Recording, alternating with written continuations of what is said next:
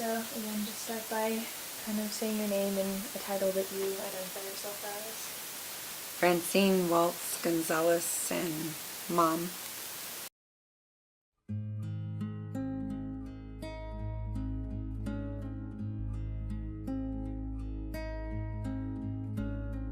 I have 3 siblings younger than me, so I was always kind of the mom figure for them. I was a daddy's girl, and I would go fishing with my dad, or basically just do whatever it is that he was doing. I just was never really afraid of anything like that. I was very much a tomboy. I was in a singing and dancing group, and we were back in Washington, D.C. performing for the 4th of July. Our bass player in our band had to rush home, so they called in a new bass player, and it was Todd.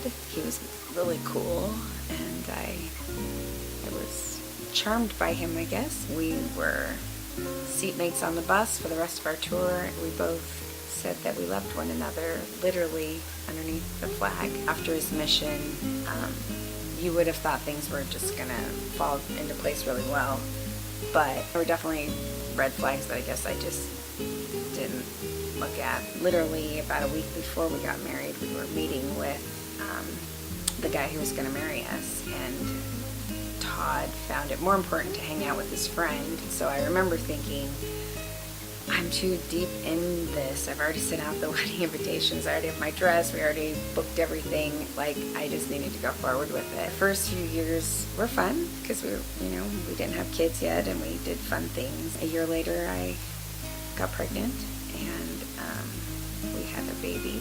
That's when he started basically not being happy. Like, there was definitely things in our marriage that we fought even more, and acted like he just wasn't happy to be married to me anymore. It seemed like periods of time where it was good, and then there were just periods of time where it was bad, and it was almost like a cycle. And when it was in the bad cycle, I mean, there were a lot of me going to bed by myself, him staying up late at night on his computer, not knowing what the heck he was doing on his computer until 3 o'clock in the morning, and almost not caring. He was really mean, and very scary. In fact, I slept with a baseball bat or a pair of scissors between the mattress because he was scary. He would just wake up in the middle of the night and pound the pillow next to me, or shake me, or he'd get in my face and spit in my face. I still talked to him at night when he was gone because he traveled at this point as a salesman. And so I tried calling him, and he didn't answer. Usually if he saw that I'd called, he would call back within an hour or something, and he never did. So finally I called the hotel that he normally would stay at. I sent a manager in to check his room, and they came back on the phone and said that he was sleeping. And it was like 3 o'clock in the afternoon with the curtains drawn, and I said, "Are you sure? That's weird. Was he snoring?" And the next thing I know, they hung up, and a police officer called and told me that he actually had died in the bed.